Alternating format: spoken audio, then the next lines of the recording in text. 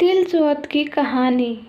तिल चौथ को माही चौथ या फिर संकट चतुर्थी भी कहा जाता है और इसकी कहानी इस प्रकार से है कि एक गांव में दो देवरानी जेठानी रहती थी। जिसमें देवरानी है वो बहुत धनवान थी, उसके पास सभी सुख सुविधाएं थी, जबकि जेठानी है वो गरीब थी।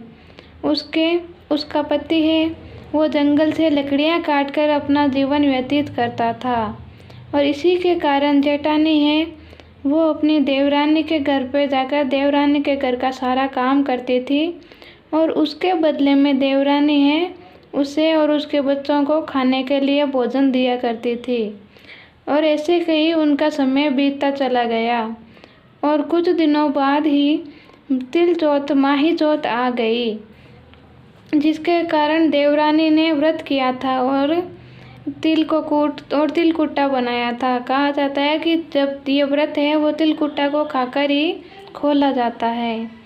तो जब जेठानी है वो देवरानी के घर पे आई और सारा काम कर लिया घर का, और जब भोजन के लिए कहा तो जेठानी को देवरानी ने कहा कि आज मैं तुम्हें भोजन नहीं दे सकती क्योंकि आज मैंने भोजन नहीं बनाया है।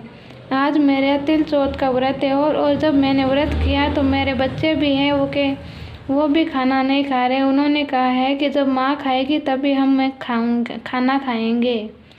और इसी के कारण और मेरा पति है वो भी कह रहा है कि आप कोई खाना नहीं खा रहे हैं तो मैं भी खाना नहीं खाऊंगा, इसके कारण मैंने आज घर में खाना नहीं बनाया है।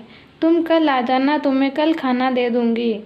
जिसके कारण जेठानी है वो उदास होकर अपने घर को चली जाती है। और जब जेठानी के बच्चे अपनी माँ के पास आते हैं और भोजन के लिए कहते हैं तो जेठानी कहती है कि आज तिल चौथ का व्रत है, इसके कारण उन्होंने खाना नहीं बनाया और हमें खाना नहीं मिलेगा। तो बच्चे हैं वो रोने लगते हैं और उसका पति है वो जब जंगल से वापस आता है तो जेठानी को कहता है कि आज खाना खिलाओ। तो जेठानी कहती है कि भाई वो आज तिल चौथ का व्रत है, इसके कारण देवरानी ने खाना नहीं बनाया, इसलिए आज खाना नहीं मिल सकता। जिसके कारण क्रोधित होकर उसके पति ने उसकी खूब पिटाई की। तो जेठानी है वो रात को रोते हुए सो गई। तो रात को गणेश जी और चौथ माता है वो जेठानी के पास आते हैं और उससे कहते हैं कि तुम सो रही हो या जगी हुई हो। तो जेठानी कहती है कि ना तो मैं सोई हुई हूँ और ना ही जगी हुई हूँ, आप कौन है और आपको क्या चाहिए बताइए।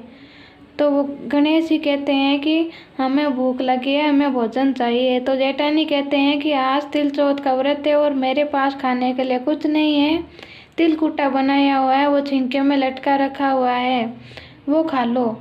तो गणेश जी और चौथ माता कहते हैं कि कहाँ खाएं। तो जेठानी कहती है कि मेरे पास तो ये टूटी फूटी छोटी सी झोंपड़ी है, आपको जहाँ अच्छा लगे जहाँ जगह मिले वहीं बैठ के खा लो। तो गणेश जी और चौथ माता है वो तिलकुट्टे को खा लेते हैं और एक खाकर तिलकुट्टे को खाकर चले जाते हैं। और जब जेठानी सवेरे उठती है तो वो देखती है कि उसके झोंपड़ी है वो बहुत बड़ा महल बन चुका है और उसके घर में सोने चांदी हीरे मोती जवाहरात के भंडार भर चुके हैं, सभी सुख सुविधाएं हो गई हैं, नौकर चाकर सब कुछ हो गए हैं। जिसे देखकर जेठानी है बड़ी प्रसन्न होती है और उसके पति और बच्चे वो भी अच्छे अच्छे वस्त्र पहनने लगते हैं और खूब सुख शांति से रहने लगते हैं।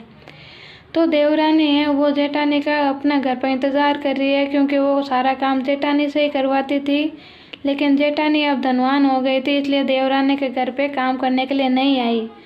तो देवरानी ने अपने बच्चों को जेठानी को बुलाने के लिए कहा काम करने के लिए। तो जब देवरानी के बच्चे जेठानी के घर पे जाते हैं तो देखते हैं कि वहाँ पे बहुत बड़ा महल बना हुआ है और जेठानी और सभी अच्छे वस्त्र पहने हुए बैठे हुए हैं। तो जब उसके देवरानी के बच्चे जेठानी को कहते हैं कि आपको माँ ने घर पे काम करने के लिए बुलाया है, तो जेठानी कहते हैं कि अब भगवान की कृपा से मेरे पास सब कुछ हो गया है, अपने माँ से कह देना कि अब मैं काम करने के लिए नहीं आऊँगी। तो देवरानी के बच्चे हैं वो अपनी माँ को जाकर सारा वृतांत बताते हैं। तो देवरानी अचंभित होती है और जल्दी से जेठानी के घर पे आती है और उससे सारा वृतांत पूछती है।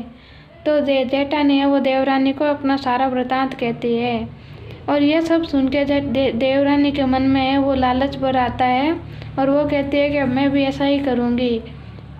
तो देवरानी अपने घर पर जाती है और अपने पति को कहती है कि आप मुझे मारिए। तो उसका पति कहता है कि मैंने आज तक तुम्हें नहीं मारा, तो मैं आज तुम्हें क्यों मारूं। तो वो कहते हैं कि आपको मुझे मारना ही पड़ेगा, और ऐसा जिद करने लगती है।